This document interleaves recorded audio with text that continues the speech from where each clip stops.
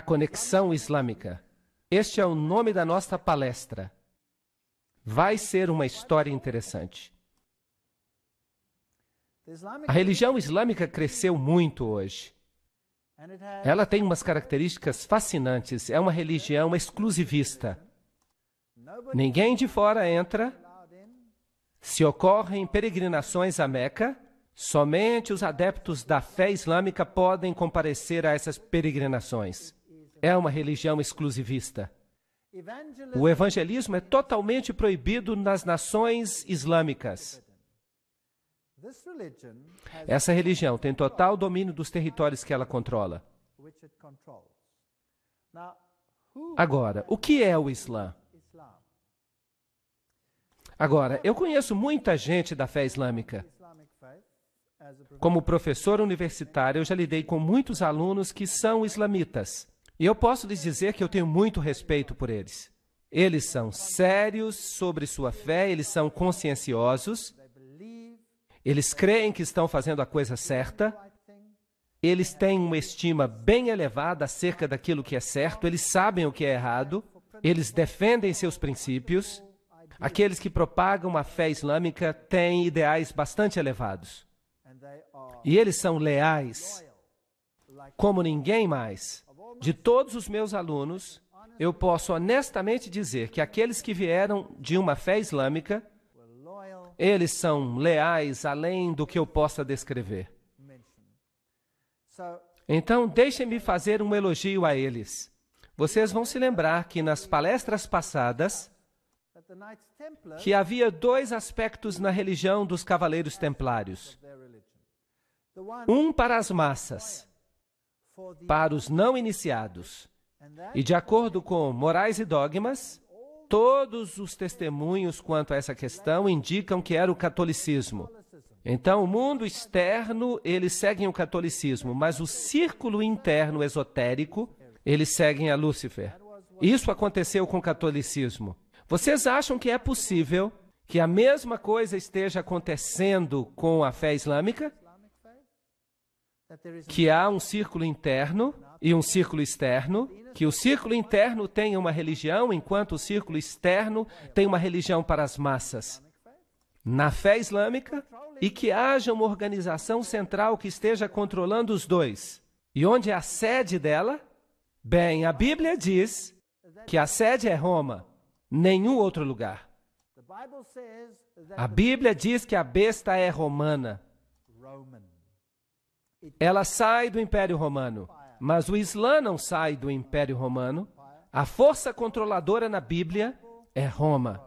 Este é um ponto interessante. Então, se nós observamos essa tremenda religião rival, cujos números chegam a ser iguais aos do catolicismo, qual é a sua origem? Por que ela está aqui? Essas são questões muito importantes. Esta é uma religião muito, muito poderosa. Milhões de pessoas vão às peregrinações até Meca, onde eles adoram em um templo, no templo de Maomé. Eles consideram um privilégio participar dessas peregrinações. Mas há uma outra religião que também propaga peregrinações, e essa é o catolicismo. Então você tem peregrinações para Lourdes, para sítios importantes e para Fátima. E essas peregrinações, elas são um símbolo das grandes religiões pagãs do passado. Agora, quem era Maomé? Maomé Mustafa nasceu em 570 d.C. e morreu em 632 d.C. Ele fugiu para Medina em 622 d.C., depois da morte de Khadija. Quem era Khadija? Maomé se casou com Khadija quando ele tinha 25 e ela tinha 40 anos de idade. A prima dela, Waraqá, era também católica romana. E ela veio de um convento católico romano. Então podemos dizer que ela era uma freira católica romana. Ela era muito rica, ela vivia em um convento, ela praticamente controlava toda a economia em suas mãos. E ela deu emprego a esse jovem Maomé, com quem depois ela veio a se casar. Maomé marchou até Meca em 630 d.C., 2 anos antes de morrer, e 4 anos antes de Omar se tornar califa, e o Corão foi compilado em 650 d.C. Maomé não sabia escrever e por isso ele contratou um escriba que escrevesse tudo aquilo que ele viu e ouviu. E o Corão é diferente de qualquer outro tipo de literatura religiosa porque ele foi um livro totalmente ditado. E eles ensinam que ele não foi apenas transcrito por um profeta, mas que ele foi um livro ditado diretamente por Deus e por isso deve sempre permanecer na sua língua original, o árabe. É isso que eles ensinam na religião islâmica. O símbolo da religião islâmica é uma lua em forma de foice e uma estrela. Uma estrela dentro de uma lua em forma de foice. Mas de onde vem esse símbolo? E quem é Alá? Então vamos ver agora umas citações interessantes, especialmente da Enciclopédia da Religião. Alá era o deus da lua que se casou com a deusa do sol. Juntos, eles produziram 3 deusas que se chamaram as filhas de Alá. Essas 3 deusas eram chamadas de Aulat, Aulusa e Manat. A Enciclopédia da Religião menciona que Alá é um nome pré-islâmico e corresponde ao deus babilônico Bel. Isso é fascinante. Então, esta é uma antiga religião pagã e sua divindade é Bel, ou Baal. E nós lemos em Morais e Dogma, página 451, que a palavra árabe Aldebaran significa a estrela principal ou guia, e só poderia ter recebido este nome porque ela precedeu ou guiou todas as outras. O ano, então, abria com o sol em touro, e uma grande quantidade de esculturas antigas, tanto na Síria quanto no Egito, onde o touro aparece com lunetas ou chifres crescentes, e o disco do sol entre eles, são diretas alusões ao importante festival da primeira lua nova do ano. E havia por toda parte uma celebração anual do festival da primeira lua nova, quando o ano abria com sol, ou sol, e luna, ou lua, em touro. E aqui está o símbolo de touro. A combinação do crescente e do disco sempre representa a conjunção do sol com a lua. Isso significa basicamente que estamos lidando com 2 divindades, uma feminina e outra masculina. São aspectos masculino e feminino. Bem, era adorado, como se percebe aqui, a adoração da vaca celestial Mehet Veret. Aqui está o olho que tudo vê. O olho de Ciro, aqui estão os chifres, aqui está o disco. Isso tudo representava o lançamento do Deus Sol até o ventre da mãe, para que ele pudesse nascer, filho de Ísis. Então, os chifres também representam a lua em forma de foice. Na religião posterior e na própria Babilônia, aqui você tem o estilo sírio, a meia-lua, com o disco solar dentro dela, a mesma coisa aqui, num detalhe maior. Notem que aqui é Baal Haddad, o nascimento do sol. Se nós formos até a antiga Mesopotâmia, vamos descobrir que o símbolo de Baal e de Bel eram exatamente o mesmo. Uma meia-lua com uma estrela dentro, uma representação do nascimento do sol. Ísis e Osíris, os aspectos masculino e feminino. Este aqui, então, é de Astoret e Tamuz, ou Ísis e Horus, macho e fêmea. A mesma coisa nós encontramos no Egito, como já discutimos antes. Trata-se da adoração de Baal, da adoração de Lúcifer, em seu aspecto masculino e feminino. E vejam que no papado nós encontramos a mesma coisa, porque o Papa hoje é o representante da religião babilônica. Vejam que quando ele celebra a missa, ele tem um disco redondo, a hóstia, a forma circular é um símbolo de Baal, e depois da missa ele é colocado então sobre uma meia-lua. E aí você tem o nascimento do sol. Essa forma então é um simbolismo disso. Veja aqui um outro receptáculo para a hóstia. Tudo representa o nascimento do sol. Então, o catolicismo usa o símbolo da meia-lua com um disco do sol dentro. Aqui está uma igreja católica na Alemanha e há um relógio muito interessante nela. Fui eu que tirei essa foto. Vejam aqui a lua e a estrela. E esta estrela específica aqui tem 8 pontas. E à medida que os ponteiros então se deslocam cada hora, tanto o ponteiro maior quanto o ponteiro menor, quando eles se intercalam, você então produz o nascimento do Deus Sol. A toda hora então acontece Baal Haddad, Baal Haddad, Baal Haddad. Em toda hora do dia. Não é interessante? Então o símbolo do catolicismo é a lua com a estrela. estão ocultos em muitos outros símbolos também. Nós encontramos o símbolo do islamismo em lugares estranhos. Vejam este carro da polícia do estado da Louisiana, ali em Nova Orleans. Vejam o símbolo islâmico nele. Até no carro do supervisor você consegue encontrar esse símbolo claramente. Isso estaria tudo muito bem, mas deixe-me levar vocês até a igreja da Senhora de Guadalupe, lá em Nova Orleans. Aqui está o símbolo na frente do altar. Aqui está uma caverna típica onde eles colocam Maria. Dentro dessa pequena caverna, dessa capela, você tem Maria dentro de uma gruta, um típico símbolo pagão, com todos os bilhetinhos de ação de graças pela sua intercessão. Mas se nós adentrarmos a igreja, nós vamos ver ainda ícones mais interessantes. Também figuras, e aqui está uma foto bem triste. As pessoas realmente acreditam que há mérito em se tocar uma estátua. Se nós pudéssemos dizer a essas pessoas que Jesus está disponível em toda parte do mundo e que nós podemos falar diretamente com Ele.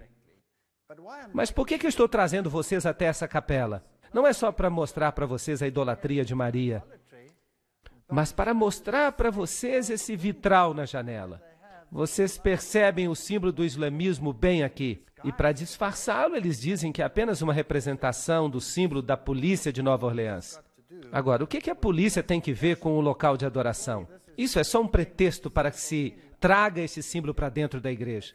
Agora, se você quiser fazer um uso correto do símbolo islâmico, você tem que virá-lo de cabeça para baixo, porque a lua é o símbolo do útero, de cabeça para baixo, como na situação do nascimento. Agora, aqui está feito de maneira correta. Você percebe que se você invertê-la, então fica a posição correta. E esse símbolo é encontrado em inúmeras igrejas católicas sob os pretextos mais variados. Essa religião antiga existia antes do islamismo. Os iniciados nessa religião, como nós vimos em Morais e Dogma,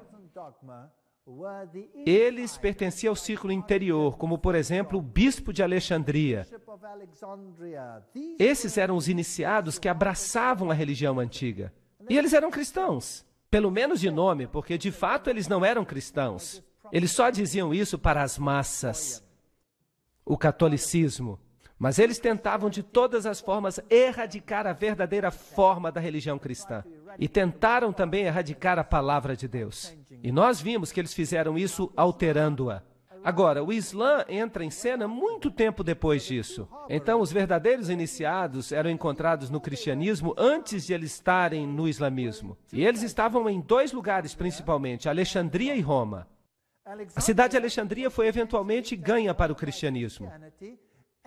E o bastião, aquela grande biblioteca, foi eventualmente destruída. Então, a sede da religião ocultista se tornou a cidade de Roma.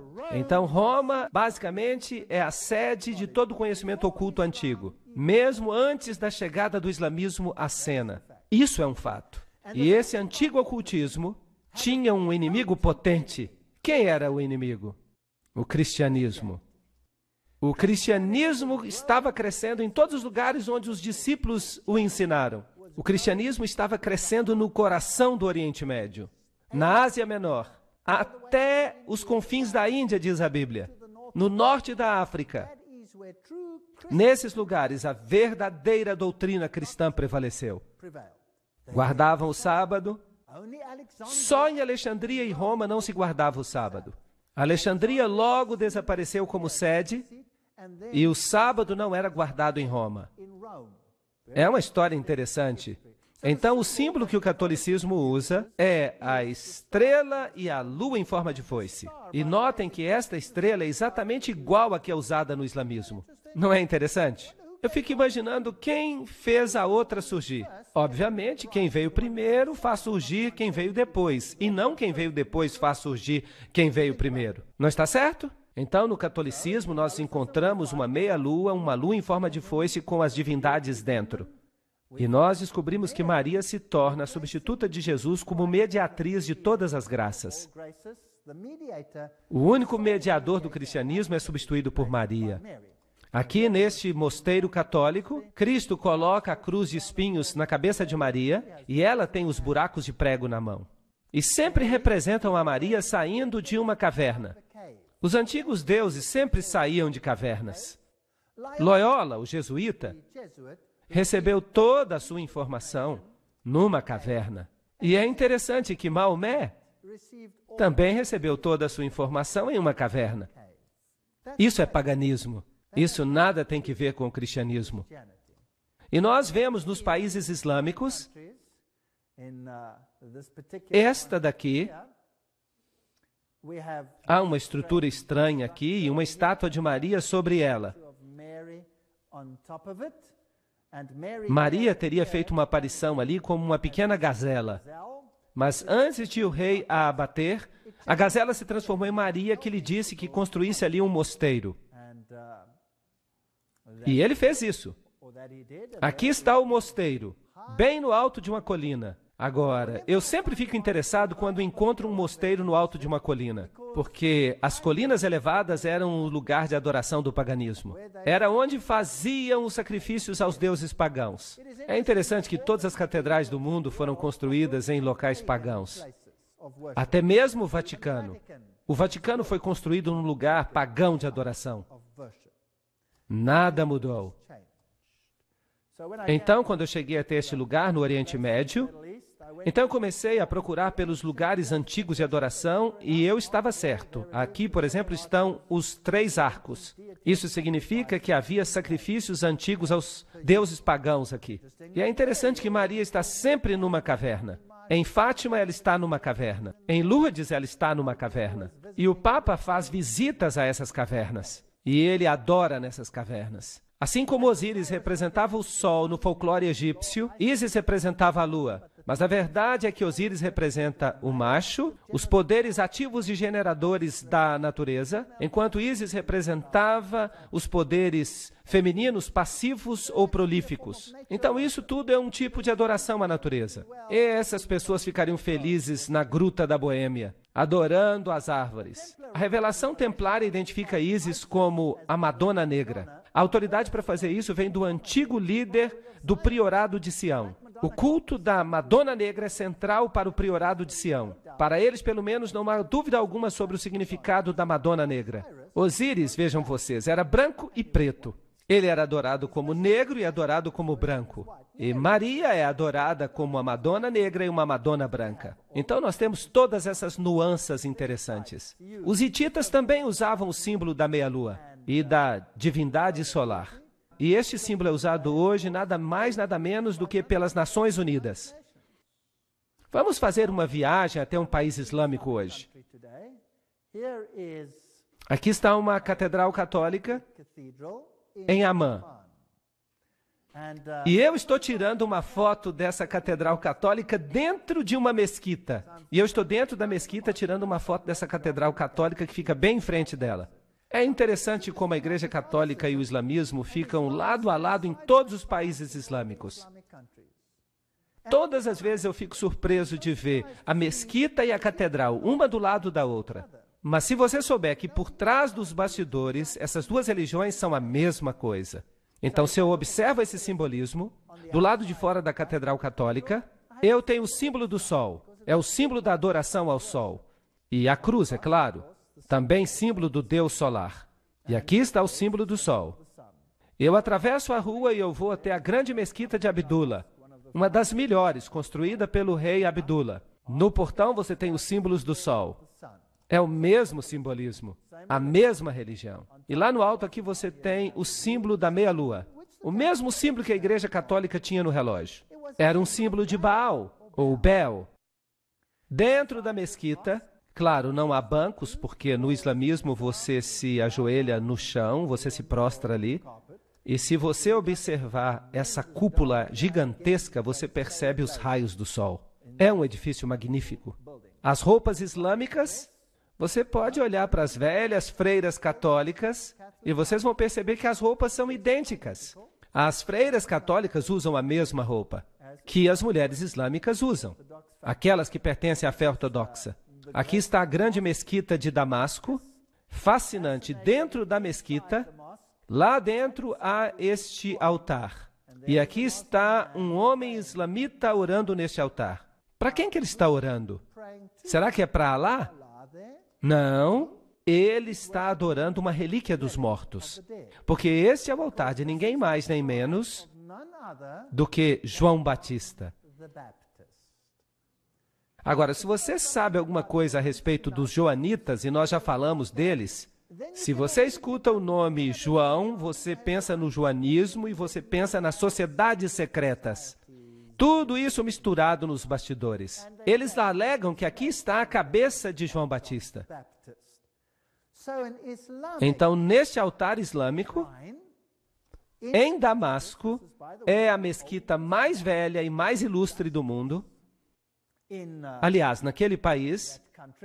E eles dizem que ali está a cabeça de João Batista, mas felizmente a Igreja Católica tem uma igreja que diz que tem o braço de João Batista.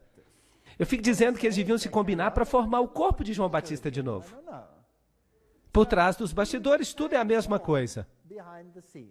Dentro da mesquita, as mulheres, elas não são muito importantes. Elas ficam relegadas aos lados, os homens ficam no centro. Estão orando ali com uma espécie de terço, e no catolicismo você também usa o terço. Você usa o rosário.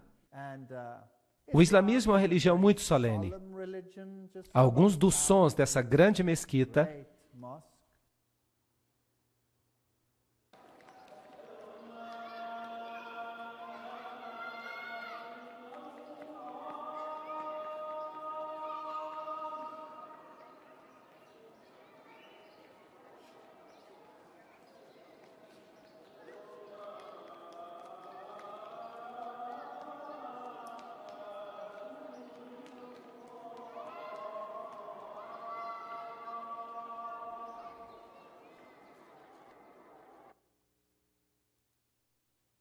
Que outra grande religião tem um sacerdócio exclusivo dos homens?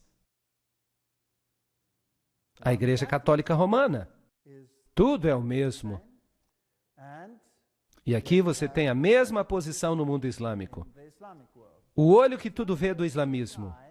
Esta é uma estrutura muito proeminente que é usada em todo o islamismo. E você não vai encontrar um único táxi sequer num país muçulmano que não tenha um olho que tudo vê. Usado como proteção. E é claro que também é usado no catolicismo. Ele está no dólar americano e em todos esses lugares interessantes. Aqui está o olho de Hathor, o olho de Osíris.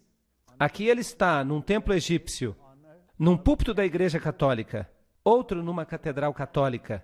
O autor maçônico Carl Clary escreve: este é um dos mais antigos e mais difundidos símbolos que representam a Deus. Nós encontramos no Egito, na Índia, o olho aberto do Egito representava Osíris. Na Índia, Siva é representado por um olho. E a enciclopédia da maçonaria diz que o olho que tudo vê é um importante símbolo do Ser Supremo, tomado emprestado pela maçonaria da antiguidade.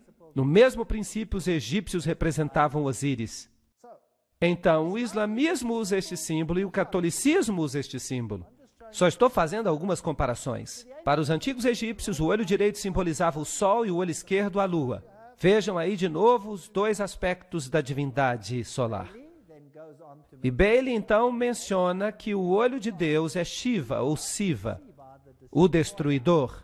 Lembre-se que Shiva é o deus hindu equivalente a Osíris. Shiva é também sinônimo de Satanás. Será que é possível que as duas religiões, no seu círculo interior, adoram o mesmo Lúcifer, mas que a massa externa não saiba nada sobre isso? Mas quem é Baal? De acordo com a enciclopédia da maçonaria, quando os israelitas faziam uma de suas apostasias periódicas para a idolatria, Baal parece ter sido um dos seus ídolos favoritos. Em Tiro, Baal era o sol e Astarote a lua. Então nós temos toda a evidência que eles sabiam bem o que estavam fazendo. Não há nenhuma contradição aqui, pois Sete é o demônio egípcio e Shiva é o deus hindu da destruição. Os dois nomes, Sete e Shiva, são listados na Bíblia satânica como outro nome de Satanás. E Helena Petrovna Blavatsky afirma: agora temos que lembrar que Siva, Shiva, o Baal palestino, Moloque e Saturno são idênticos. Será possível que essas duas religiões tenham o mesmo mestre por trás dos bastidores e que as massas estão sendo enganadas? assim como acontece no catolicismo, são ótimas pessoas, mas são mantidas na ignorância. E a sinceridade dos muçulmanos, ainda que enganados, desviados, porque fazem parte das massas, catecúmenos. Helena Petrovna Blavatsky liga Sete a Satanás, Hermes, o deus da sabedoria, também chamado Tote, Tate, Sete e Satã. E no Antigo Egito, Sete era adorado com rituais obscenos e homossexuais. E eles construíram templos nos quais eles realizavam esses ritos homossexuais. Por exemplo, o templo de Luxor. Agora, eu tenho muitos slides do templo de Luxor. Eu fui lá e eu tirei muitas fotos naquele templo, mas eu não posso mostrar para vocês, porque são fotos bem safadas. Alguém aqui já foi até Luxor? Quando você chega a Luxor e vai para o muro, você descobre que o falo era muito importante. E as fotos não devem ser mostradas. Eu as tenho, mas eu não vou mostrar para vocês. Este é um antigo sítio pagão. O templo de Luxor é uma das grandes relíquias dos tempos antigos. Bem, aqui está a entrada. Oh, e o que é aquilo? Isso é uma mesquita. Onde que essa mesquita foi construída? Será que você quer dizer que a mesquita foi construída no templo de Luxor? Será isso possível? Então vamos dar uma olhada mais de perto. Sim, aí está ela. Ela está dentro do templo de Luxor. O que isso diz para você? Se você tivesse que construir uma igreja cristã hoje, será que você escolheria o antigo templo de Baal e construiria sua igreja dentro dele? Sim ou não? Não, claro que não. Agora, e se esta religião for a mesma que a religião antiga do velho culto a Lúcifer? Será que então você estaria disposto a fazer isso? Talvez, sim. Aí eles fizeram. Foi construída dentro do templo. Incrível. Sobre as ruínas. Agora vamos dar uma chegadinha no templo de Baal em outro país. No Líbano. Aí está ele. E deste lado, e este é um templo da mesma divindade, por falar nisso, o que é isso? É uma igreja católica romana. No mesmo sítio, uma igreja católica. Aqui está a cruz e ali está o templo de Baal. Por que construir no mesmo sítio? Bem, eles têm os mesmos rituais. O catolicismo faz, o Islã também faz. Será que há um objetivo com isso? Se nós visitarmos algumas das igrejas católicas mais famosas, este aqui é o santuário de onde Maria supostamente ascendeu aos céus. Trata-se da grande catedral de Jerusalém. No chão você tem o grande círculo solar com todos os signos do zodíaco. E vocês sabem que Deus proíbe isso? Deus proíbe. E aqui está o lugar onde se deitou Maria. Antes de ela subir, é claro, para o céu. Ela não ficou morta ali. No chão você tem alguns símbolos pagãos. Você tem todos esses símbolos interessantes de suporte à hóstia e pentagramas de cabeça para baixo, tudo símbolo de Lúcifer, e então nesta pintura uma estrela interessante. De fato, nada mais são do que dois quadrados, um dentro do outro. E é com frequência que as divindades pagãs eram assim representadas. Dois triângulos, um dentro do outro, ou como dois quadrados, um dentro do outro. E esses dois quadrados, um dentro do outro, são representações de Ísis e Osíris. Vejam que estão dentro de uma igreja católica dedicada a Maria. Também no chão daquela catedral católica romana, você tem um barco, você tem as ondas, você tem o Quirô, e você se lembra que o livro Morais e Dogma nos disse que trata-se de um símbolo de Osíris. Isso significa que é um símbolo masculino fálico, e o barco representa o útero. É uma representação muito safada, mas num ambiente agradável. Ninguém saberia o que isso de fato significa. Ninguém poderia imaginar que aquele é um símbolo obsceno, a menos que você leia o que os maçons dizem a respeito dele. Isso não é interessante? O barco com o seu mastro na meia-lua era também a mesma representação. Aqui está uma catedral católica romana, construída como um barco fenício. Agora, o que um barco fenício tem que ver com a Igreja Católica Romana? A menos que ele represente o útero. Vamos pedir a Albert Pike que explique isso para nós. Albert Pike escreve que Ísis e Osíris os princípios ativo e passivo do universo eram geralmente simbolizados pelas partes genitais do homem e da mulher. O lingam da Índia era a união de ambos, bem como o barco e o mastro, e o ponto dentro do círculo. Tudo expressando a mesma ideia filosófica da união das duas grandes causas da natureza. Blá, blá, blá.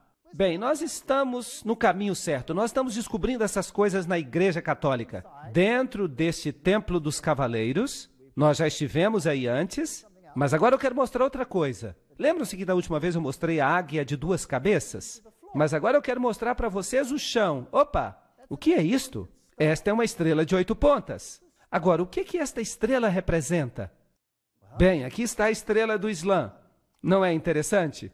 As duas estrelas são idênticas. As estrelas do Islã em formas diferentes. Então, nós descobrimos que há estrelas do Islã na Catedral Católica especialmente dedicada a Maria, e nós também a encontramos no mundo islâmico. Agora, como é que esta estrela foi criada? É simplesmente um quadrado dentro de outro quadrado.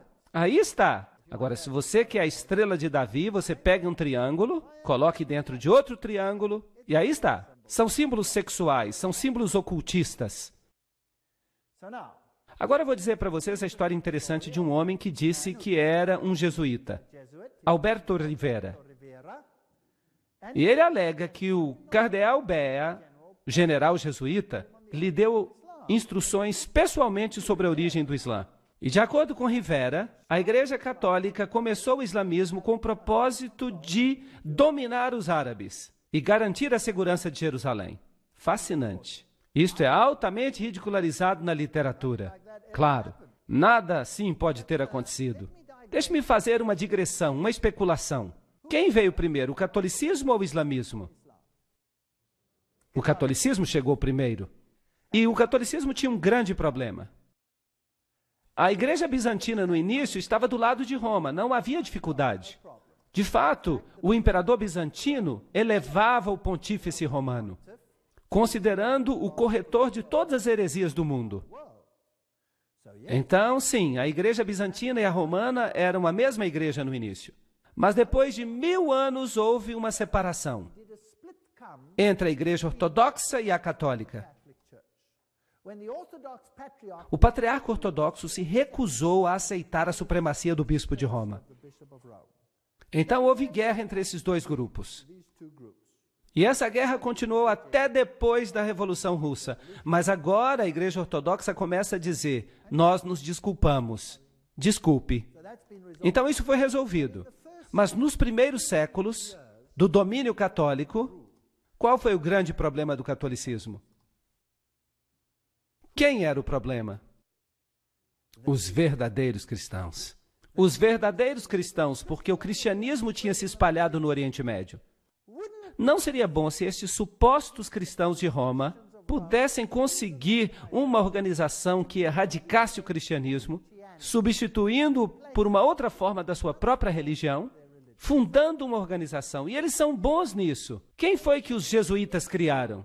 A maçonaria, para fazer sua obra. E eles então banem a maçonaria para que, se alguma coisa acontecesse, eles podiam dizer: bem, não fomos nós, foi a maçonaria. Ou então eles põem a culpa nos judeus. Não somos nós que governamos o mundo, são os judeus. É o sionismo, mas de fato é o catolicismo. Agora, se o mundo ocultista quer obter o controle e o mundo ocultista controla Roma, por que não ficar tudo sob o controle do ocultismo?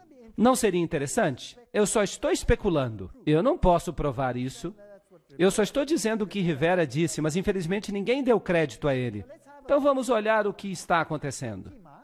Fátima é um lugar muito interessante, porque no passado o islamismo controlou a Espanha e Portugal. E aqui está o Papa em frente da estátua de Fátima. E vejam que aqui está o Templo de Fátima. O membro do Vaticano, Dr. Malaquias Martin, disse que, baseado numa mensagem de Maria numa visita pessoal, o Papa João Paulo acredita que chegará o dia quando o coração do islamismo, já afinado com as figuras de Cristo e da mãe de Cristo, Maria, receberá a iluminação. Iluminação, eu gosto dessas palavras. Elas têm um som agradável que ele precisa, uma segunda Fátima, na qual eles o reconhecerão como o vigário de Deus na terra. Então, quem precisa ser reconhecido como o vigário de Deus? O Papa deve ser reconhecido como vigário de Deus. Então, com os companheiros de viagem, como a Igreja da Inglaterra, a Igreja Episcopal e outras semelhantes, o Papa poderá ser adorado como o Pai Santo e Infalível por mais da metade da população mundial. Eu gostaria de corrigi-lo. Toda a população mundial. Mas isso está além do que eu quero dizer. Agora, o islamismo primitivo, qual foi a área que ele ocupou? Esta área. Quem governava esta região? Quem a governava? Apenas o cristianismo. Antes da chegada do islamismo, aí estava o cristianismo. Mas então o islamismo passou a dominar essa região. E então, por volta de 750 depois de Cristo, o islamismo progrediu e tomou conta de toda essa região, inclusive da Espanha. Isto é fascinante. A Espanha e toda a região da Ásia Menor. Tudo controlado pelo Islã. Vocês sabiam quem governava a Espanha? Eram os visigodos. E os visigodos tinham um evangelho diferente do católico. Eles estavam mais alinhados com os ostrogodos, que de fato guardavam o sábado. Eram povos problemáticos que de alguma forma precisavam ser anulados, nem que fosse por um período de tempo. Eu estou especulando. 900 depois de Cristo. Ali vão eles para o norte da Espanha. Ali estavam os francos, que apoiavam muito o catolicismo. E vagarosamente o Islã começou a chegar. E toda essa região passou a ser controlada pelo Islã. 1100 depois de Cristo, eles já estão aqui no sul da Espanha. E vocês sabem que o sul da Espanha é mais independente do que o norte. Houve batalhas tremendas nessa região da Espanha. E então eles ganharam domínio sobre esta região. E em 1500 depois de Cristo, eles então saem da Espanha. E o Império Romano Ocidental se torna totalmente católico. Agora é católico. E Roma controla o mundo católico. E o Islã controla esta região. Aqui está a distribuição atual do islamismo. Há duas seitas, o Sunni e o Shia. E eles controlam áreas vastas. Uma área enorme. Mas inicialmente, onde os cristãos estavam, hoje você pode dizer que é tudo islamita. Há uma história interessante que se conta que as penas vermelhas vêm do fato de que eles as mergulharam no sangue dos cristãos. Eu não quero especular. Eu não sei se isso é verdade ou não. Eu não quero ficar especulando. Mas é interessante. Lembrem-se que Gary H.K. fala das antigas religiões de mistério, sob o controle dos maçons e dos Illuminati e do Concílio Mundial de Igrejas. Mas e se os verdadeiros místicos que controlam o cenário estão de fato em Roma? Mas e se eles controlam tudo, inclusive esta outra religião, através de pessoas de dentro? E se você monta o quebra-cabeças, com todas as referências que existem, há laços íntimos entre os templários e as sociedades secretas do islamismo. Os ismaílis, os karmatitas, os fatimitas, os drusos e os assassinos. Agora, os assassinos são interessantes. Eles estão dispostos a se matar para que possam obter alguma vantagem. Eles explodem a si mesmos para destruir outras pessoas. Será que há algo assim hoje em dia? Sim, então nada mudou. A história se repete mais uma vez. Agora, quem eram essas sociedades secretas que estavam mancomunadas com os templários? Ou será que os templários as controlavam? Quem sabe? Vamos ler alguma informação sobre os assassinos. Os graus dos assassinos são os seguintes. Primeiro, o grão-mestre, conhecido como Sheikh al-Jabai, ou o Velho da Montanha. Em segundo lugar, o Daí Kebir do Grande Priorado. Em terceiro lugar, os iniciados Dais. Em quarto lugar, os Rafiks ou associados. Em quinto, os Fadais ou devotos. Em sexto, os Lassiques ou irmãos da lei. E, finalmente, as pessoas comuns, que deveriam ser simplesmente instrumentos cegos. Isso soa familiar. A pobre massa cega, os catecúmenos. Planos contra a religião não eram, obviamente, admitidos pela ordem. A conformidade estrita ao Islã era exigida de todas as fileiras mais baixas dos não iniciados, mas o adepto aprendia a distinguir o engano da fé e das obras. Nós estamos falando de países inteiros, sujeitos a essas pessoas de dentro, que usavam seus habitantes como gado humano. Você não sente pena deles? Como nós também temos que ter pena de nós mesmos? porque nós também temos sido enganados. Então, com o incentivo do paraíso, os assassinos alistaram instrumentos para sua obra criminosa e estabeleceram um sistema de assassinato organizado com base no fervor religioso. Nada é sincero e tudo é permitido. Essa é a base da sua doutrina secreta.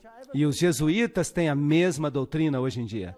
Esta era concedida a poucos e ocultada sob o véu da mais austera religião e piedade, restringindo a mente sob o jugo da obediência cega. Pobres coitados, enganados pelos agentes satânicos. Também havia os fatimitas, que assumiram o controle. O fundador da dinastia fatimita dos califas foi um tal Ubaidallah, conhecido como Mahdi. Suas sociedades de sabedoria foram instituídas em Cairo. Darul Qimat, ou a Casa do Conhecimento, pelo califa número 6, Hakim, que foi canonizado como Deus após a sua morte, é adorado até o dia de hoje pelos drusos. Sob a direção desse homem, a grande loja do Cairo foi formada pelos fatimitas, e continuaram o plano de Abdullah. Ali havia 9 graus, seu método de enlistar os prosélitos, seu sistema de iniciação, blá, blá, blá, são absolutamente os mesmos usados por Weishaupt, o fundador dos Illuminati. Então não há diferença entre Roma e essa gente. É a mesma organização. Será possível que eles estão usando tese e antítese já por milhares de anos? Para extirpar o remanescente do cristianismo? Mais tarde, quando a Igreja Ortodoxa se separou, o que eles fizeram? Eles criaram um império chamado Império Otomano. E eles então entraram e eles mataram os sérvios, que eram ortodoxos. E eles mataram os romenos, que eram ortodoxos. Eles estupravam as mulheres, jogavam as crianças aos ares e as aparavam com a ponta da baioneta. Dizimaram todas as áreas ortodoxas. Incrível. E aqueles que conseguiram escapar para o norte, para a Rússia, não escaparam à espada do comunismo. A Lenin e seu bando de assassinos. Tem havido uma guerra religiosa desde a morte de Cristo. E quem está sendo destruído? As almas dos homens. Aqui estão os homens do Islã. Quem são os de dentro? Quem são esses ayatolás? Será que o mundo deveria ter medo? Eles querem que o mundo tenha medo. Você tem tese e antítese. Nas guerras mundiais, eles disseram, a ameaça é o comunismo. Eles queriam que você sentisse medo, para que você pudesse aceitar quaisquer mudanças necessárias para vencer a ameaça. E agora usam isso como a próxima ameaça, para criar a síntese que desejam. Vão esfregar as duas, uma religião contra a outra. A cultura dos judeus e dos cristãos, a cultura do Islã, vão esfregar uma na outra para que elas se destruam mutuamente, até que nada sobre, até que haja síntese. E então você vai ter uma religião mundial. E Lúcifer vai ficar alegre porque ele será o rei. Não foi isso que Albert Pike disse? O que ele ia fazer? Uau! Quem são esses homens do Islã? Eu já falava desse homem muito antes que alguém descobrisse que ele era um maçom do grau 33. Vocês sabem que ele se tornou o terrorista número 1 e talvez ele nunca seja pego. Ninguém sabe onde ele está. Ninguém sabe se ele está vivo. Nós vamos falar sobre ele amanhã. A Bíblia é uma parte indispensável da mobília de uma loja maçônica cristã. Eu já mostrei esse texto para vocês. Vem de Morais e Dogma, somente porque ele é o livro sagrado da religião cristã. O Pentateuco hebraico numa loja dos judeus e o Corão numa loja de Maomé devem estar no altar. E um desses, e o quadrado e o compasso, devidamente compreendidos, são as grandes luzes pela qual um maçom deve trabalhar e andar. Qual? Obviamente não a Bíblia, porque Morais e Dogma, o próprio livro diz que odeia a Bíblia. Foi isso que o livro disse, lembram-se da citação? Mas mudaram tudo. E o Pentateuco hebraico? Bem, isso é uma parte da Bíblia. Então o que é que sobra? O que é que sobra? Por eliminação, o Corão. O Corão como ele existe agora ou corretamente compreendido? Provavelmente corretamente entendido. Por quê? Porque o Corão diretamente rebaixa Jesus Cristo. é o livro que diretamente rebaixa Jesus Cristo, enquanto que os outros tiveram que ser modificados para que os de dentro pudessem rebaixar a Jesus Cristo. Estão entendendo? Vamos olhar isso, porque a coisa está ficando melhor. O engano mortal, James D. Shaw, que era um maçom do grau 33. Ele esteve em uma cerimônia muito interessante, onde um pregador famoso, muito famoso, e o primeiro nome dele é Billy, ele também compareceu a essa cerimônia de iniciação. Mas isso é outra história. Grau 33, cavaleiro comandante da corte de honra, o mestre da adoração do passado, loja azul, mestre do conjunto passado de todos os ritos escoceses, é isso que ele era.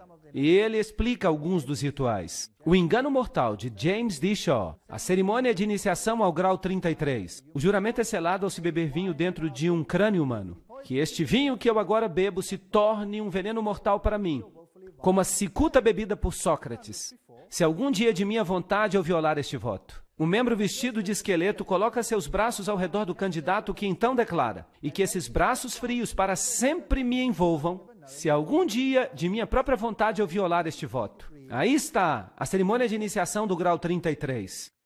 Mas há uma outra. Cada um de nós recebeu, juntamente com o anel do rito escocês, a cópia do livro de Albert Pike, Morais e Dogma. Você só recebe isso quando você entra para o grau 33. Eles nos disseram que este livro era a fonte da maçonaria e seu significado. Eles também nos disseram que ele jamais deveria sair de nossas mãos e de que arranjos deveriam ser feitos para que, no momento da nossa morte, ele fosse devolvido ao rito escocês. Felizmente, eu não tive que passar por este processo, mas eu tenho um livro desses. É muito útil. O que isso tem que ver com o Islã? Aí está o grau mais elevado da maçonaria. O que acontece aí, então? De novo, o engano mortal. O rito escocês inclui 29 graus além da loja azul, culminando no grau 32. O rito de York tem o equivalente aos 29 graus do rito escocês, e quando se avança neste caminho se chega ao grau de cavaleiro templário. Então, o rito de York leva você até os cavaleiros templários, e o outro até o grau 32, o rito escocês. Além disso, o altar, uma ordem árabe antiga, dos nobres do altar místico, encontra-se disponível aos maçons de grau 32 e aos cavaleiros templários que desejam participar.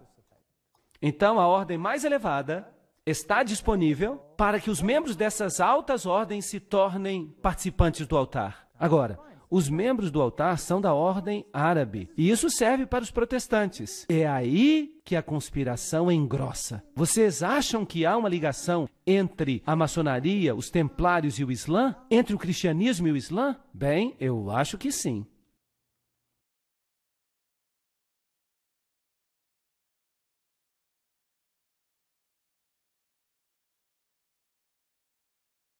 A antiga ordem árabe dos nobres do altar místico, o altar, o exército de demonstração da maçonaria, é uma instituição bastante conspícua.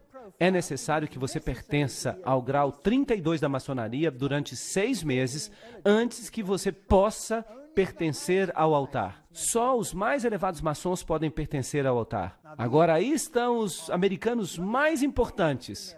Todos os mais importantes americanos. Eles desfilam por Nova York como membros do altar. Se fosse um baile de máscaras. O altar pertence a Alá. Vocês sabiam disso? E vejam que ali estão os cristãos, assim chamados cristãos do grau 32.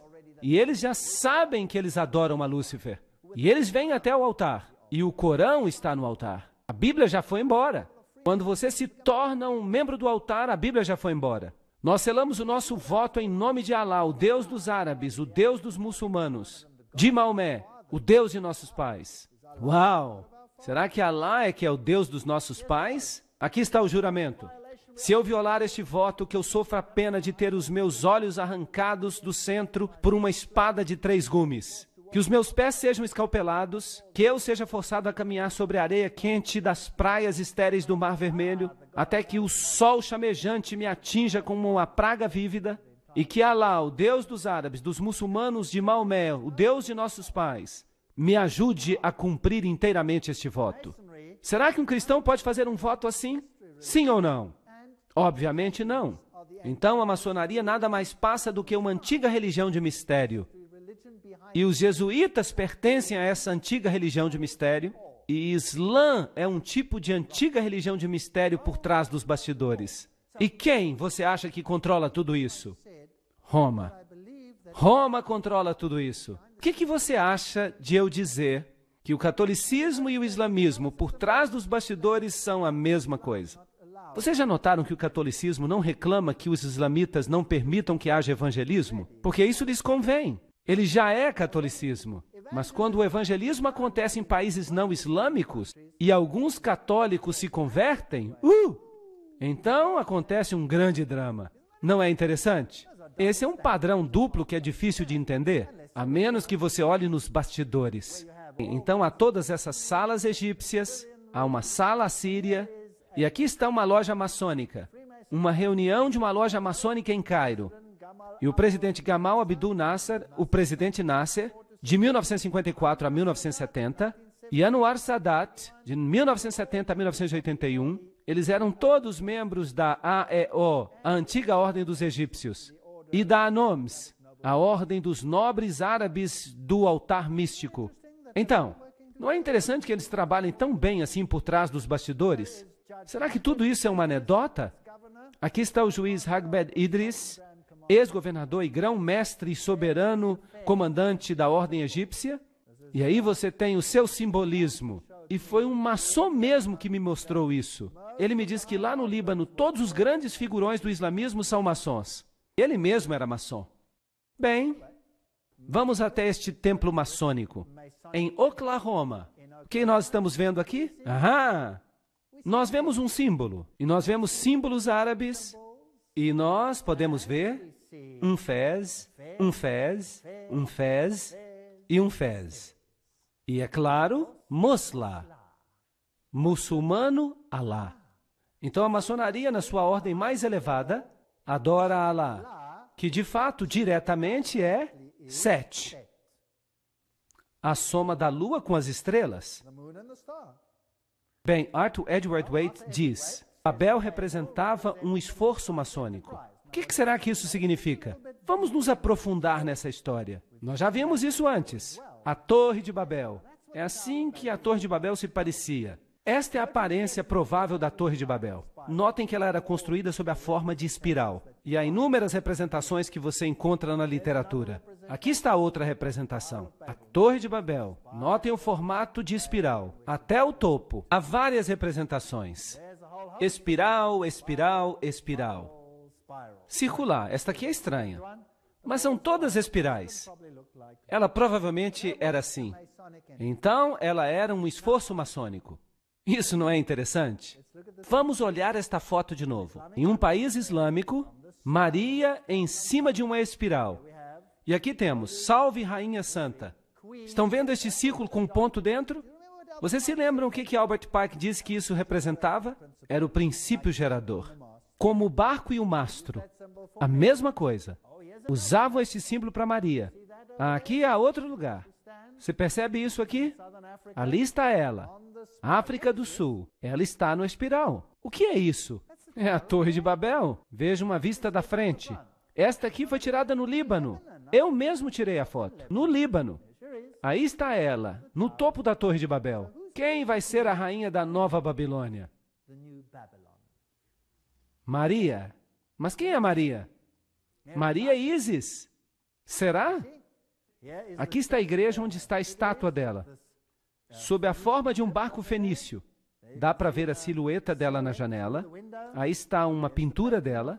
Ela é a rainha de Babilônia. Vamos pedir para Blavatsky confirmar isso. Doutrina secreta. A humanidade se tornou a serpente de Gênesis. E assim causa a toda hora e todo dia a queda e o pecado da Virgem Celestial. E então, a Virgem Celestial se torna a mãe dos deuses e dos demônios ao mesmo tempo. Pois ela é a divindade amorável e benéfica para todos aqueles que tocam a sua alma e coração. Eis aí a doutrina secreta. E continua, Lúcifer é a luz celestial e terrestre. Ele é o Espírito Santo e Satanás ao mesmo tempo. Então, Satanás e Maria são a mesma coisa. E no livro Ísis Desvelada, de Blavatsky, ela diz que Ísis, a egípcia, é a mesma coisa que o seguinte: A Santa Ísis, Mãe Universal, a Mãe dos Deuses, a Mãe de Horus, a Alma Mater do Universo, a Virgem Sagrada da Terra, a Mãe de todas as virtudes, a Ilustre Ísis, Espelho da Justiça, Lótus Sagrada, Astarote, Rainha dos Céus, Modelo de todas as mães, Ísis, a Mãe Virgem. E ela continua. No hinduísmo, a mesma coisa.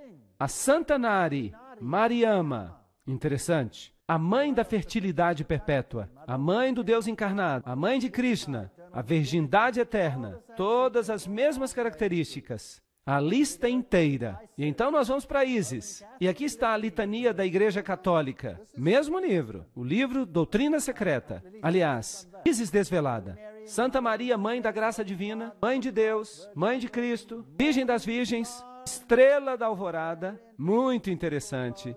Rosa Mística, Rainha dos Céus, todos os mesmos títulos. Ísis Maria. Notem que vem de Ísis Desvelada, de Helena Petrovna Blavatsky. Ela mesma está falando. Quando Cirilo, bispo de Alexandria, bem, o que você poderia esperar? Claro que tinha que ser Alexandria. Abertamente abraçou a causa de Ísis, a deusa egípcia, e a antropomorfizou para se tornar Maria, a mãe de Deus. E a controvérsia trinitariana tinha acontecido. Naquele momento, a doutrina egípcia da emanação do Deus criativo, de Emeft, começou a ser torturada de milhares de modos, até que os concílios concordaram com a adoção dela como ela agora se encontra. Aí está, o bispo de Alexandria transformou Ísis em Maria. Então é o mesmo velho culto. Então, se você entrar numa catedral católica ou num santuário de Maria... Eu tirei esta foto na Europa. Esta é bem recente. Eu tirei esta foto há 5 semanas. Uma foto novinha. Ficou legal. Ficou bem no slide. Oração à estrela do mar. Ó Maria, estrela do mar. Quem é a estrela do mar? Quem é o deus do mar? Era Poseidon. Era Osíris. Ó querida mãe, eu me aproximo de ti com grande confiança.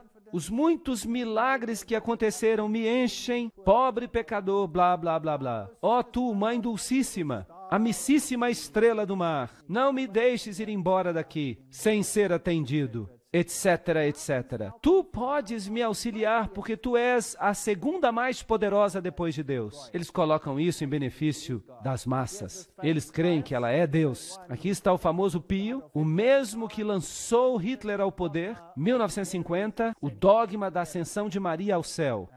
Aqui está o dogma. Nós declaramos que a benditíssima Virgem Maria, no primeiro momento da sua concepção, foi pela graça única e privilégio de Deus, em vista dos méritos de Jesus Cristo, Salvador da raça humana, preservada, intacta de qualquer mancha do pecado original. Esta doutrina é muito importante, porque agora Jesus tem os seus méritos por causa da sua mãe, e não por causa do seu pai. Lembrem-se disso. Jesus tem as feições de sua mãe. Será que eu consigo colocar esta sentença na sua cabeça? Jesus tem as feições de sua mãe. É isso que esta doutrina ensina. E eu vou mostrar para vocês os pregadores protestantes dizendo a mesma coisa. Interessante. Aqui está a revista Focus. Maria soll Göttin werden. Maria deve se tornar deusa. Claro que abertamente a Igreja Católica não permitiria que Maria fosse chamada de deusa. Weiblich Gottheit. Mulher deusa? Absolutamente. Por que não? Milhões de católicos americanos querem fazer de Maria uma deusa. O cardeal John O'Connor e o Papa João Paulo II, um grande mariólatra, não se opõem a essa ideia. Aí está, Maria é Deus. Claro que ela é Deus para os iniciados. Porque Helena Blavatsky disse o quê? Que ela é Lúcifer. Ela é Lúcifer. Muito bem. É por isso que a versão King James diz em Gênesis 3,15: E eu porei inimizade entre ti e a mulher, e entre a tua semente e a semente dela. Ele ferirá a tua cabeça e tu ferirás o calcanhar dele. Nem a Bíblia Padrão Revista ousou mudar isso. Gênesis 3,15: Porém inimizade entre ti e a mulher, e entre a tua semente e a semente dela. Ele ferirá a tua cabeça e tu ferirás o calcanhar dele. Mas os católicos não gostam do texto assim. E a Dwight Himes, que é a Bíblia Jesuíta Online, diz: eu porei inimizades entre ti e a mulher, entre a tua semente e a semente dela. Ela ferirá a tua cabeça, e tu espreitarás o calcanhar dela. Agora é Maria que esmaga, não é mais Jesus. Eles mudaram. Aqui está a fotografia de uma aparição de Maria em Zaitun, no Egito. Então os muçulmanos viram isso. E aqui está um livro fascinante. A rainha de Roma, a rainha do Islã, a rainha de todos. Será que estamos falando da mesma religião? Vamos dar uma olhada. Vamos dar uma olhada nesta página católica da internet. Hearts Are. A doutrina católica romana com respeito a Maria. Esta é a doutrina deles, não sou eu falando. A única, santa, católica e apostólica igreja, dirigida pelo bispo de Roma, sucessor de Pedro I Papa, sempre venerou a Santíssima Virgem Maria, inclusive a sua impecaminosidade. Pois a igreja segue a Escritura, especialmente o Novo Testamento, que ela mesma compilou tão perfeitamente quanto ela segue a sua tradição. Pois eis que todas as gerações hão de me chamar de bendita. Lucas 1,48. Este ainda é um documento católico. Não é surpresa que a mulher triunfe sobre o dragão vermelho, pois as Escrituras dizem isso desde o início. Lembrem-se de Gênesis 3,15, que declara: e estabelecerei inimizade entre tu e a mulher, entre a tua semente e a dela, ela há de esmagar a tua cabeça. Que versão estão citando? A versão católica jesuíta. Uau! Isso é interessante. Vamos continuar. Vem da mesma página da internet. A Mary, a mulher das Escrituras e mãe dos homens, que guarda os mandamentos de Deus e mantém a verdade com respeito a Jesus. Essa declaração é interessante. Nós vamos fazer uma comparação mais tarde que vai ser muito divertida. A ela a igreja aplica as lindas palavras de sabedoria. Ela, o brilho que radia da luz eterna. Ela, o espelho inconspurcado da majestade de Deus. Porque Maria é cheia de graça. A igreja, através do Papa Pio IX, declarou-a como concebida de forma imaculada, sem pecado. Isso é muito importante. Maria passou a ser considerada Imaculada Conceição como resultado de suas aparições em Lourdes em 1858. Ela é imaculada, então Jesus é sem pecado por causa dela, não por causa de Deus, por causa dela. A Imaculada Conceição, ou melhor, o Coração Imaculado, Enciclopédia Católica, livro 6, página 965. Ela declara que coração no sentido bíblico significa pessoa interior. Portanto, a Igreja Católica diz que os bispos unidos deveriam consagrar o mundo ao seu coração imaculado. O mundo inteiro deve ser consagrado ao coração imaculado. Isso é fascinante. Vamos ler mais.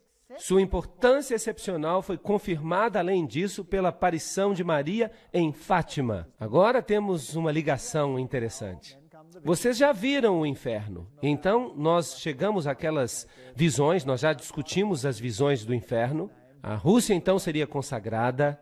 E João Paulo II, ela não mencionou o nome dele, mas dizem que é ele quem vai sofrer, e ele é o terceiro, e que todo mundo será dedicado ao seu coração imaculado. E Maria, então, declara em Fátima que a Rússia se converterá. E o resumo da história é que o mundo será salvo pelos filhos de Maria, aqueles que se devotaram ao seu coração imaculado. Isso é muito fascinante. Vamos ler um artigo dessa mesma página da internet, uma página da Igreja Católica. E o seu autor é o famoso bispo Fulton Sheen. Vamos tentar descobrir alguma coisa ali. O artigo se chama Maria e os Muçulmanos e é encontrado no relatório Mizzensi, páginas 1 a 3, da Fundação do Cardeal Mizzensi, que considera o assunto excepcionalmente importante. E o bom bispo diz: o Corão, que é a Bíblia dos muçulmanos, tem muitas passagens que falam sobre a bendita Virgem. Em primeiro lugar, o Corão acredita em sua concepção imaculada e também no seu nascimento virginal. O seu nascimento virginal. Notem bem, o seu nascimento virginal. Vocês perceberam isso? Ela foi concebida imaculadamente e a mãe de Maria era estéril. Quem se tornou, portanto, o Salvador? Uma contrafação de Jesus Cristo. Esta aqui. Isso é uma afronta. O terceiro capítulo do Corão coloca a história da família de Maria em uma genealogia que volta até Abraão, Noé e Adão. Quando alguém compara a descrição do Corão do nascimento de Maria com o Evangelho apócrifo, quem é que diz que os evangelhos apócrifos devem ser aceitos como canônicos? Quem diz isso? O Vaticano disse isso no Concílio de Trento. Nesse evangelho, fica-se tentado a crer que Maomé dependeu muito de seu nascimento. Vocês sabem que Maomé era casado com uma freira católica? Toda a família dela era católica. E ele recebeu a sua doutrina diretamente do abismo sem fim. Não é isso que a Bíblia diz? E essa doutrina começou a se espalhar. E usaram o Islã primeiramente para neutralizar o cristianismo, e então o espalharam ainda mais tarde para se livrar dos inimigos de Cristo, para se livrar dos seguidores de Cristo, e então para se livrar de todos os inimigos de Roma. Os dois livros descrevem a velhice e a indubitável esterilidade da mãe de Maria. Isso não é fascinante? José perguntou como ela havia concebido a Jesus sem pai. E Maria respondeu: você não sabe que quando Deus criou o trigo, ele não teve necessidade de semente? O Corão tem versos sobre a anunciação, sobre a visitação, a natividade. Anjos são representados como acompanhando a bendita mãe e dizendo: ó Maria, Deus te escolheu e te purificou e te elegeu acima de todas as mulheres da terra. Percebem as ligações? Quem criou quem? Será que o catolicismo criou o Islã ou quem sabe o Islã criou o catolicismo? Não pode ser, porque o catolicismo existia antes do Islã. A mesma doutrina. Há uma defesa tão forte da virgindade de Maria aqui no Corão, que o quarto livro atribuiu a condenação dos judeus à sua calúnia monstruosa contra a Virgem Maria. E agora fica melhor ainda. Então, o bispo diz: as duas maiores religiões do mundo creem na fervorosa devoção a Maria e consideram as suas virtudes em alta estima. Os muçulmanos e os católicos compõem cerca de 2 bilhões de pessoas juntos. Eles estão no controle.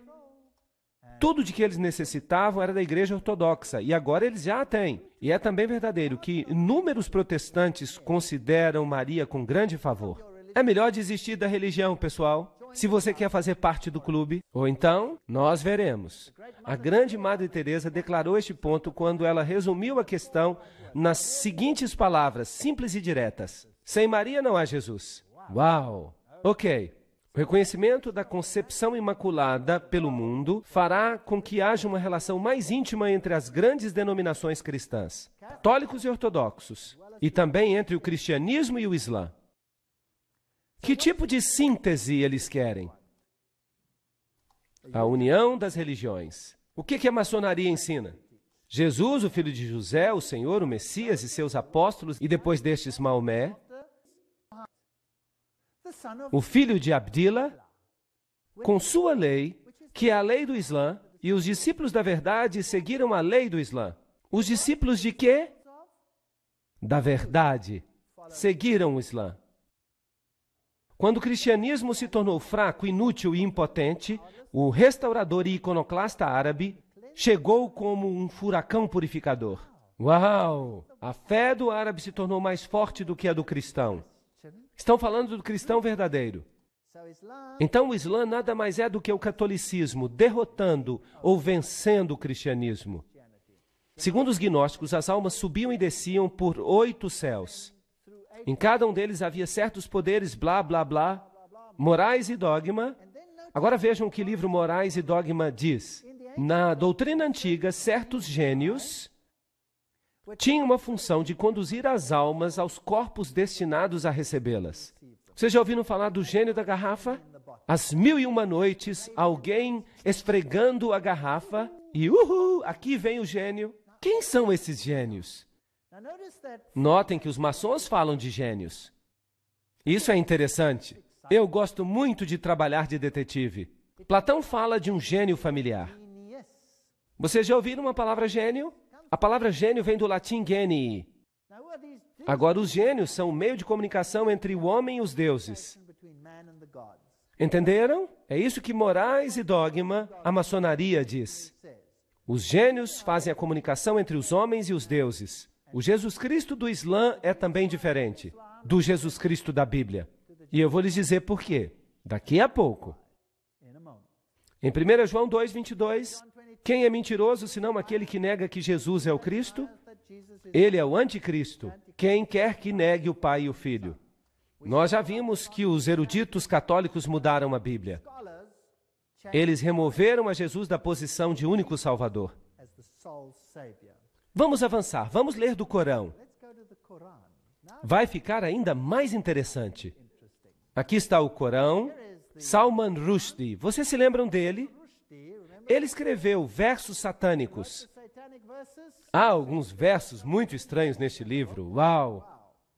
A cabeça dele estava cheia de ideias malucas. Ele disse, pelo menos 2 antigos eruditos muçulmanos, Ibn Saad e um historiador persa anônimo, relataram a lenda que explica a origem de um grupo de versos aparentemente contraditórios no Corão, os assim chamados versos satânicos. No Surah 53, 19 a 20 está escrito, você já pensou em Aulat, Al-Uzza e o terceiro Manat, a outra deusa? Essas são divindades femininas. Lembram-se? A outra deusa, aparentemente Satanás interferiu aqui na transmissão das palavras santas a Maomé e o enganou a que ele pensasse que se podia orar aquelas duas. Mais tarde ele conseguiu corrigir, mas a semente foi plantada. E pelo arcanjo Gabriel, aqui já é a versão corrigida. Mas essa é a história. Agora vamos ver o Corão. Este é o Corão, com texto árabe e transliteração nas letras romanas por M. Abdul Halim. Este é o Corão Internacional. Isso não é um livro sobre o Corão. Este é, de fato, o Corão. Eu tenho. E essa é uma explicação dada pelos principais estudiosos do próprio Corão. Esta é a versão internacional usada nas Nações Unidas. Vamos ver o que ela diz. Vitalizar o humanismo. O Islã é a mensagem do Corão. É uma religião perfeita e prática da igualdade, liberdade e fraternidade. Onde você já ouviu essas palavras antes? Revolução Francesa. Submissão ao Ser Supremo. O Islã também insiste na unidade fundamental de todas as religiões reveladas na origem. Esse é o mesmo ensinamento da maçonaria. E eles então têm uma seção intitulada Com os Espíritos. Tem sempre havido uma classe, geralmente chamada de racionalistas, que inclui principalmente os filósofos e os cientistas que duvidam, sim, negam a existência da associação, ou seja, de se falar com os espíritos. Enquanto, por outro lado, aqueles geralmente chamados de espíritas, que incluem principalmente os santos, os sábios, os médiuns, eles têm certeza dos espíritos e da experiência espiritual. De vez em quando, muita fraude é praticada em nome do espiritismo, mas o Corão afirma a realidade de que uma aproximação entre os dois velhos partidos já está à vista. O Corão, então, diz que o espiritismo é permitido, mas o que a Bíblia diz? Que é satânico, fique longe disso. Anjos. Os anjos têm as suas próprias formas, geralmente eles têm asas, eles são formados da luz, eles são capazes de se transformarem facilmente. E aqui há toda uma descrição dos anjos. Os anjos principalmente se aproximam das pessoas no momento da sua morte, com boas ou más notícias de acordo com sua situação. Os anjos descem, por isso não tema. E aqui está a citação do Corão. Eles batem no rosto e nas costas. Eles descem com bênçãos, etc, etc. E há uma outra classe de seres. Que classe é essa? Os gênios. Onde é que nós ouvimos falar deles? Na maçonaria. Perto dos anjos encontram-se os gênios, que são formados do fogo. Os mais conhecidos, Iblis ou Satanás. Está escrito assim no Corão.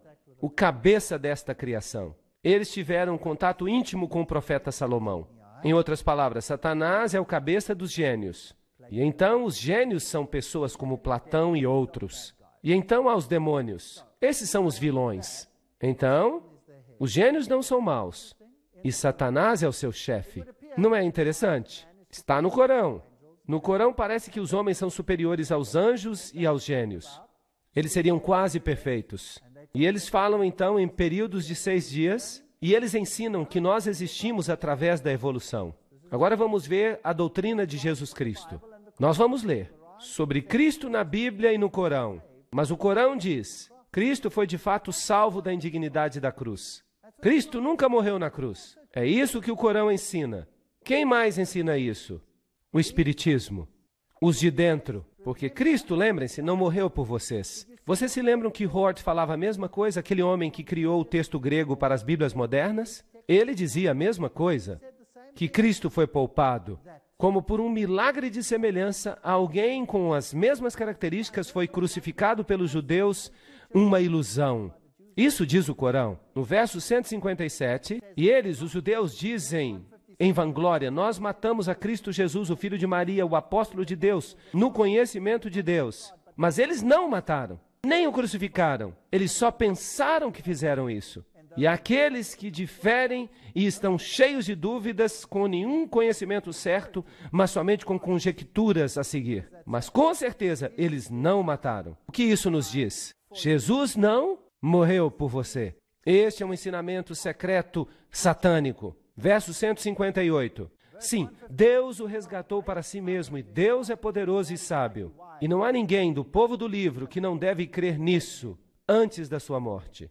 Então o Corão está diretamente contra Jesus Cristo, e os de dentro das doutrinas do mundo ocidental estão também diretamente contrários a Jesus Cristo, e também os jesuítas.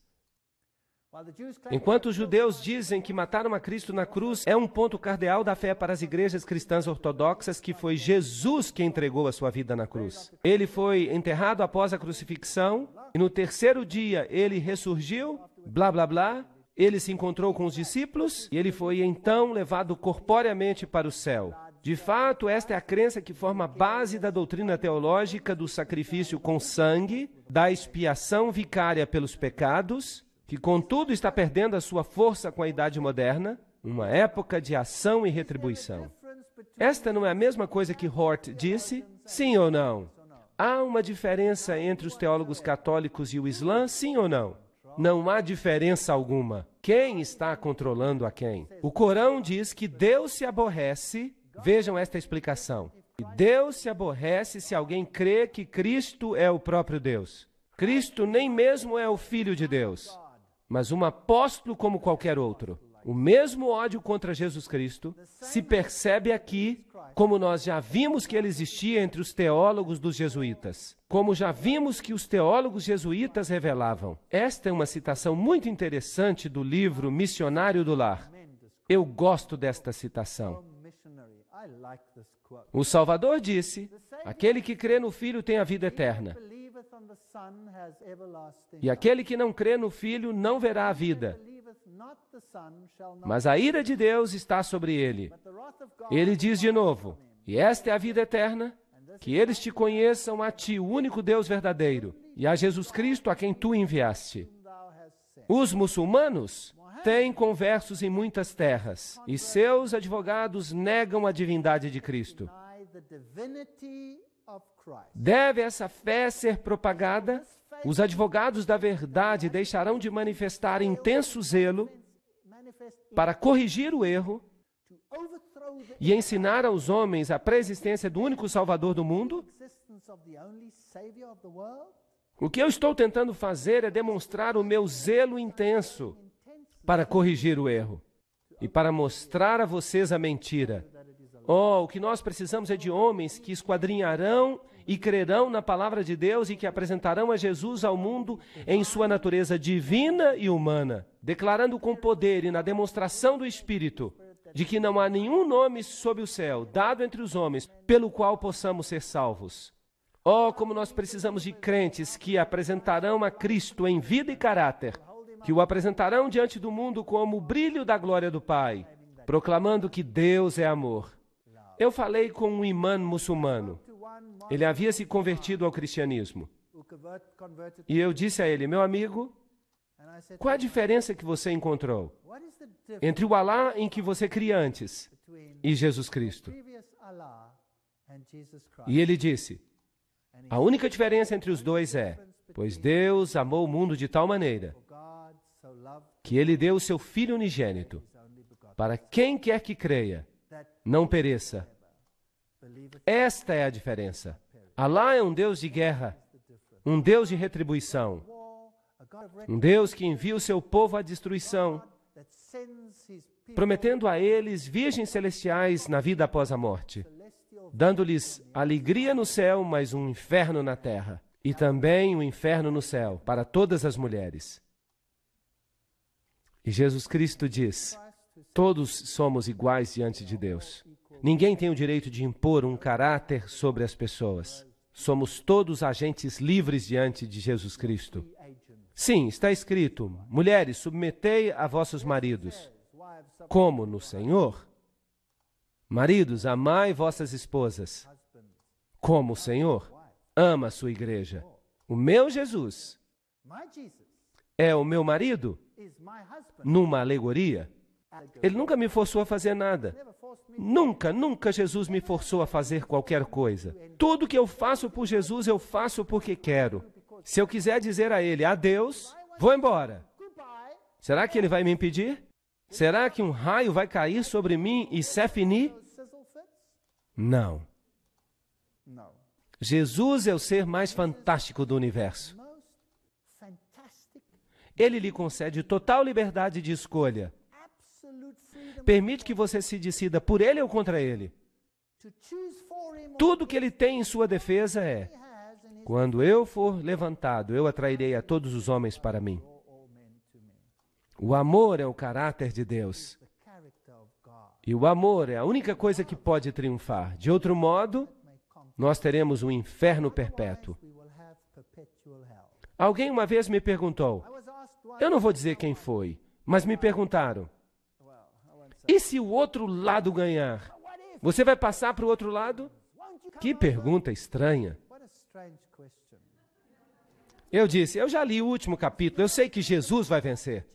Mas mesmo que você tivesse a razão, mesmo que o outro lado vencesse, eu vou lhe dizer, eu preferiria morrer. Eu preferiria morrer do que viver uma vida de inferno perpétuo, sob o domínio de um louco, que instauraria o fascismo como seu governo e que reina sobre marionetes prontas para obedecer. E ele concede muitos lixos terrestres àqueles que o obedecem. Mas o amor, que vem do livre-arbítrio, ele é incapaz de dar. Ele não tem poder para concedê-lo. Ele não tem nada para dar. Ele está falido. Se Jesus não se sair vencedor, é melhor que nós nos tornemos em pó. Mas, graças a Deus, Jesus vai ser vitorioso. Esta é a mensagem para o nosso tempo. A Enciclopédia Britânica diz, os desvios no Corão das narrativas bíblicas são muito marcados e, na maioria dos casos, podem ser explicadas com referência às anedotas lendárias da Agadá judaica e do Evangelho apócrifo. Quem controla esses escritos secretos? Roma os controla hoje. Roma diz que você precisa crer neles. A Cabala judaica, o Zohar, o Sefer Yetzirah, estes são os escritos. Nós encontramos escritos de Abraão, todos eles pseudepígrafos. O Sefer Yetzirah é o livro ao qual o Corão se refere com o nome de Livro de Abraão. São escritos ocultos. Assim foram feitos esses livros. A vinda do Redentor. Vejam o que a Cabala fala. As calúnias abomináveis contra Cristo e o cristianismo ocorrem não apenas na Cabala, mas também nas edições anteriores do Talmud. Nele está escrito, neles, Jesus é chamado aquele tal, o tolo, o leproso, o enganador de Israel. São palavras terríveis, usadas para Jesus Cristo. Que faz este slide aqui? O Papa e o ator Jim Caviezel, que fez a parte de Cristo no filme A Paixão de Cristo, ajoelhado diante do Papa. Será que o Papa aqui está levantando o nome de Jesus Cristo? Será? Agora, se você observar com cuidado, é Maria que recebe toda a atenção. Pedro se ajoelha e pede a Maria perdão. Claro, se dissessem isso claramente, ninguém creria. Mas e se você apresentar uma versão para as massas? E então você os pega com uma teia religiosa, que no âmago não passa de uma mentira. E o pobre Islã? Acontece a mesma coisa. Do lado de fora se ensina o Islã com as exigências mais rigorosas que essas pobres pessoas precisam cumprir a cada dia. E os de dentro não creem em nada disso, eles adoram diretamente a Lúcifer. São as pessoas mais licenciosas de todas. Milhões de pessoas estão sendo enganadas no mundo hoje. Isso não é uma catástrofe? Será que nós não vamos nos levantar e vamos dizer, Deus é amor, entreguem suas vidas a Ele. Precisamos nos separar dessas mentiras. No catolicismo, no Islã, no hinduísmo, no budismo. No budismo você se senta e você se esvazia. até que nada sobre e você começa a levitar, porque você perdeu todo o peso, você não é nada. Jesus Cristo diz, eu vim para te dar vida em abundância. Eu vou te encher com a minha pessoa. E o que as outras religiões fazem? Elas esvaziam você até que você se torne uma casca sem nada dentro. Que engano terrível! E todas essas exigências e rituais, tudo isso é terrível. É terrível não ter a Jesus Cristo e a liberdade que Ele nos dá. Vejam isto. Aqui está a verdade por trás dos bastidores. Aqui você tem estrelas de rock se prostrando diante do Papa. Você tem Yasser Arafat beijando o anel do Papa. E o que os pregadores protestantes falam sobre isto? Bem, no dia 30 de maio de 1997, no programa David Frost, Billy Graham disse, eu acho que também o Islã é mal compreendido, porque Maomé tem um grande respeito por Jesus. Será que ele leu o que eles falam? E ele chamou a Jesus de o maior dos profetas além dele, um homem se exaltando acima do Filho de Deus. E eu acho que nós estamos mais perto do Islã do que nós imaginamos. Billy Graham, será que você não está usando linguagem maçônica? E que tal Schuller, que fez uma entrevista com Larry King e se referindo a um encontro com o grande mufti, Schuller se gabou. Eu nunca me encontrei com um homem com quem eu tivesse uma conexão de espírito tão imediata e uma concordância de fé e de filosofia tão alta como eu tive com o grande mufti da fé islâmica. O que esses pregadores protestantes estão fazendo? Entrevista ao vivo de Larry King com Robert Schuller na véspera de Natal 1999. King, perguntando a ele por que ele se encontrou com o grande mufti. Por que você está aqui? Por causa da ideia de aproximar as religiões, certo? Sem dúvida, responde Schuller. Nós estamos numa era totalmente nova. A era da doutrinação dos povos acabou. King, esta visita, Robert Schuller, o animou? Schuller, claro que sim, o grande mufti diz que a religião é como a chuva que cai. Os extremistas poluem a água pura. A minha previsão é que nós vamos focar no próximo milênio, como líderes religiosos, na purificação da poluição da religião. Uau!